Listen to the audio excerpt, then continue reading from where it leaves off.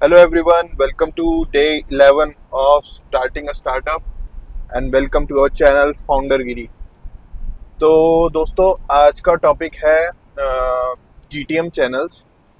तो आज हम डिस्कस करेंगे कि कौन कौन सी जीटीएम चैनल्स होते हैं और अर्ली स्टेज फाउंडर्स के लिए जो कि अर्ली स्टेज स्टार्टअप चला रहे हैं उनके लिए सबसे बेस्ट जीटीएम चैनल कौन सा हो सकता है और क्यों। तो कार्तिक, जैसे हमने अभी आज हमारा डे 11 है तो सपोज करो कि हमारा एमवीपी बन चुका है। एमवीपी बन के हम मार्केट में वैलिडेट करने के लिए ट्राई कर रहे हैं। तो अभी हम लोग we don't have anyone in our circle to validate our product, right. तो हाउ शुड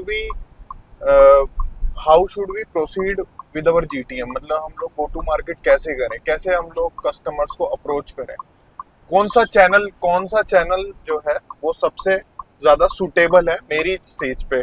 क्योंकि मेरी स्टेज पे क्या होगा ना, people won't have trust because मैंने अभी तक बेचा नहीं है ना इस पॉइंट पे अभी। तो कौन सा चैनल सबसे बेस्ट है? सो आई थिंक ये हमने पहले भी डिस्कस किया था जब हमने फर्स्ट 10 कस्टमर वाले वीडियो में हमने डिस्कस किया था कि आप अपने पर्सनल नेटवर्क कनेक्ट्स में जाओ, वैलिडेट कराओ प्रोडक्ट को।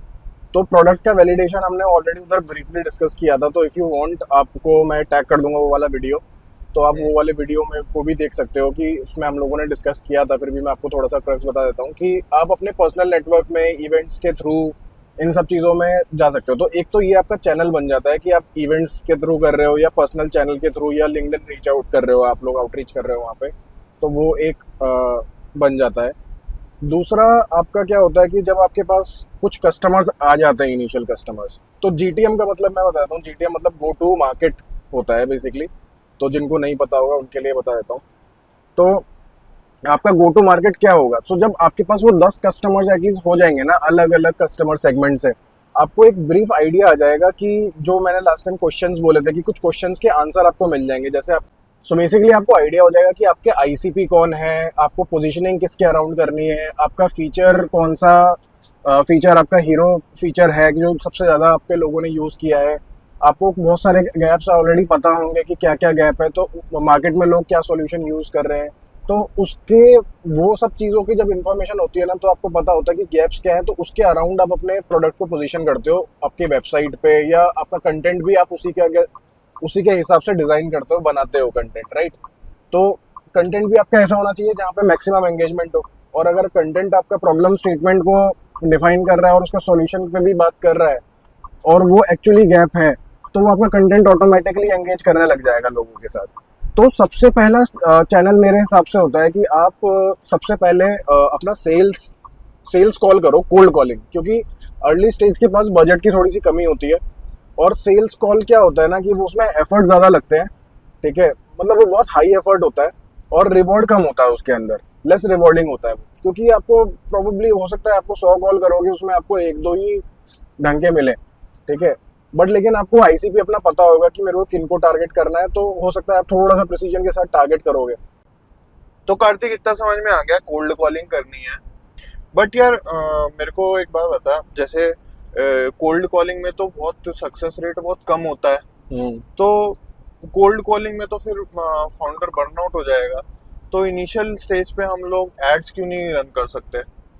सी कोल्ड कॉलिंग में क्या होता है ना, आप बर्नआउट होने वाली बात सही है कि अगर आप अपने आप को टारगेट ऐसा दोगे कि मैं दिन में 20 कॉल करूंगा और आप 20 कॉल नहीं कर पाए, ठीक है, तो दैट लीड्स टू डिमोटिवेशन कि यार मैं नहीं कर पा रहा हूँ, ठीक है। लेकिन आप अपने आप को टारगेट ही छोटा दो ना, आप 3 कॉल करो, 2 कॉल कर लो, 1 कॉल कर लो, अलग अलग सेगमेंट से बात कर लो। एटलीस्ट वहां पे आप ना इन्फॉर्मेशन कलेक्ट कर रहे हो। आप ये मत सोचो कि आपका कन्वर्जन नहीं हो रहा, आप ये सोचो कि आप 3 अलग अलग आईसीपी से बात कर रहे हो और आपको उनका पर्सपेक्टिव पता चल रहा है, आपको मार्केट का गैप पता चल रहा है, ठीक है। आपको बहुत सारी इन्फॉर्मेशन मिल रही है, आपके लिए कॉम्पिटिटिव एनालिसिस भी हो जाता है एक तरह से। हो सकता है कि कोई दूसरा प्रोडक्ट सिमिलर यूज कर रहा है, आप उससे पूछ सकते हो कि यार वो क्या ऑफरिंग दे रहा है, वो क्या प्राइस दे रहा है। जो चीज़ आपको शायद नहीं पता होंगी वो आपको बता सकते हैं।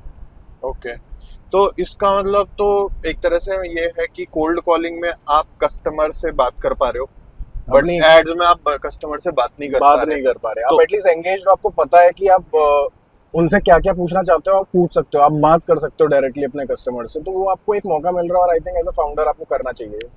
तो इनिशियल अर्ली स्टेज पे कस्टमर से बात करना बहुत इंपॉर्टेंट है, क्योंकि उसमें फीडबैक बहुत मिलता है ना। करेक्ट। अच्छा, तो ये तो हो गया हमारा एड्स वर्सेस कोल्ड कॉल्स। इसके अलावा और कौन कौन से चैनल्स होते हैं जो कि जीटीएम में यूज होते हैं, एड्स और कोल्ड कॉल के अलावा? सो बेसिकली एड्स का पहले मैं थोड़ा सा बता देता हूँ। एड्स और कोल्ड कॉल के अलावा और कौन से चैनल उसके यूज अलावा होते हाँ, हैं? क्वेश्चन ये है। तो यार majorly I think cold call, ads और कंटेंट ही होता है। कंटेंट में फिर वो आप आउटरीच कर सकते हो, जैसे लिंक्डइन आउटरीच हो गया, तो वो भी बेसिकली आपकी कोल्ड आउटरीच हो गई। जस्ट दैट कि आप ईमेल मार्केटिंग कर रहे हो, आप ईमेल के थ्रू कर रहे हो या फिर आप लिंक्डइन के थ्रू कर रहे हो। और कौन से दिमाग में आ रही है? इवेंट्स। इवेंट्स, हाँ इवेंट से हो गया, बेसिकली ऑफलाइन हो जाता है। ऑफलाइन में क्या है कि आप ये बेसिकली इसको आप ब्रांडिंग अवेयरनेस की तरह लेके ज़्यादा चलो, इसको भी सेल्स की तरफ ज़्यादा लेके मत चलो। ये सेल्स से इंक्लाइंड इतना नहीं होता है। अगर आप कोई भी चीज़ का पर्पस समझ लो ना कि मतलब ये चीज़ किसके लिए है, तो यार आपको ना वो डिमोटिवेशन आएगा नहीं। आपका इवेंट्स जो होता है वो आपका 70 से 80% ब्रांडिंग और मार्केटिंग एक्टिविटी होती है। ब्रांडिंग अवेयरनेस कि आप एग्जिस्ट करते हो, आप भी यहाँ पे इस सेगमेंट में कर रहे हो, ठीक है। बहुत सारे लोग आते हैं, जानते हैं आपके प्रोडक्ट के बारे में और वर्ड ऑफ माउथ भी देते हैं। कई बार हम लोगों को ऐसी लीड्स आई हैं जो इवेंट में हमें नहीं मिले थे, लेकिन हम उनके किसी फ्रेंड इवेंट ने हमें देखा था और उन लोगों ने अपने वर्ड ऑफ माउथ से बोला कि यार तुम्हें अगर ऐसा प्रॉब्लम है तो you get in touch with interview box. तो वहां से वो लोग लीड्स हम लोगों को आए। So it is more of a branding and awareness activity. और उसमें अगर आपको कुछ लीड्स मिल जाते हैं और वो कुछ नर्चर होकर के अगर आपके कुछ कन्वर्जन हो जाते हैं तो that is well and good.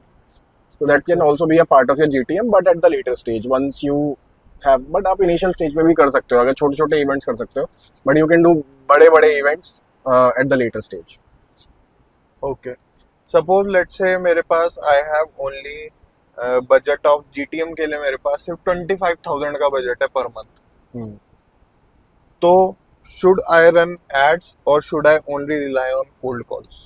You should only rely on cold calls, क्योंकि आपके एड्स जब चलेंगे जब आपका कंटेंट सॉर्टेड होगा। अगर आपका कंटेंट सॉर्टेड नहीं है, अगर आपका कंटेंट एंगेजिंग नहीं है, तो उसी कंटेंट पे अगर आप एड रन करोगे तो वो भी एंगेज नहीं करेंगे, क्योंकि पॉसिबिलिटी हो सकती है कि वो कंटेंट शायद लोगों को या तो समझ नहीं आ रहा है या फिर वो कंटेंट में जो आप प्रॉब्लम बता रहे हो वो प्रॉब्लम है ही नहीं। तो अनटिल अनलेस आपका कंटेंट एंगेजिंग नहीं बनता तब तक आपको एड्स रन नहीं करने चाहिए। और अगर जब तक आपका कंटेंट सॉर्टेड नहीं है, आई थिंक आपको कोल्ड कॉलिंग करके ही, अब वो 25,000 रुपये का आप बोलो आप क्या कर सकते हो, तो मैं बोलूँगा कि अगर मैं होता तो मैं 2 इंटर्न हायर कर लेता और लीड्स जो आपको मिली जाती हैं, एटलीस्ट क्वालिफाइड लीड्स, या फिर आप अपोलो वगैरह एक सब्सक्रिप्शन ले करके वहाँ से लीड्स ले करके मैं कोल्ड कॉलिंग करता और वहाँ से एटलीस्ट कोशिश करता कि अपना एटलीस्ट मार्केटिंग बजट को थोड़ा सा एनहेंस करूँ, या जो भी अर्निंग करूँ वो मार्केटिंग में वापस डालूँ और उससे अपना कंटेंट को सॉर्ट करूँ। या अगर मैं नहीं कर पा रहा हूँ तो एटलीस्ट मैं एक हेल्प लेके आऊँ, जितना भी मैं पैसे कमाऊँ उससे कंटेंट क्रिएशन के लिए कोई अच्छा एक्सपर्टीज लेके आऊँ और वो मेरे लिए कंटेंट क्रिएशन करे और मैं उसको गाइड करूँ कि क्या कैसा पोजीशनिंग करना है मेरे को, based on my experience with जो भी मैं बात कर रहा हूँ अपने कस्टमर्स से। ओके, ग्रेट इंसाइट, काफ़ी कुछ कवर कर लिया हम लोगों ने।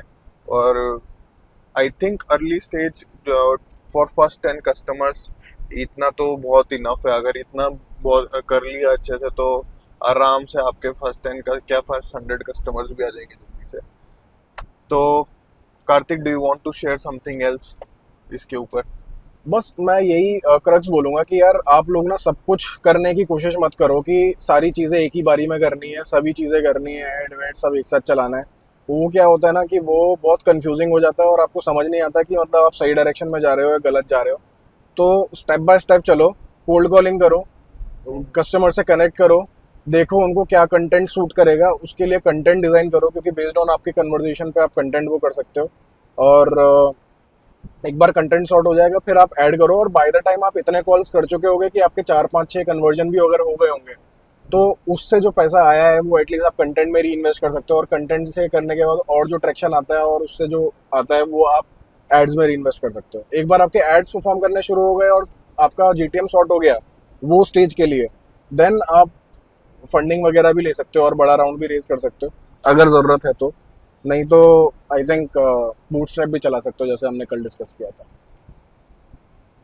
Great great. Crux from my तो दोस्तों यही है जो है फर्स्ट 10 कस्टमर्स, और लगे रहिए और अपनी जर्नी, कोई हमारे साथ अपनी जर्नी मतलब कंटिन्यू कर रहा है या फिर हमारे जो भी हमारे इसको सीरीज को फॉलो कर रहा है, तो प्लीज़ कमेंट करना, अच्छा लगेगा हम लोगों को भी देखकर और मोटिवेशन मिलेगा हम लोगों को भी अच्छा अच्छा कंटेंट लेके आने के लिए आपके लिए। तो please comment down and see you in next video. Stay tuned, bye bye. Bye.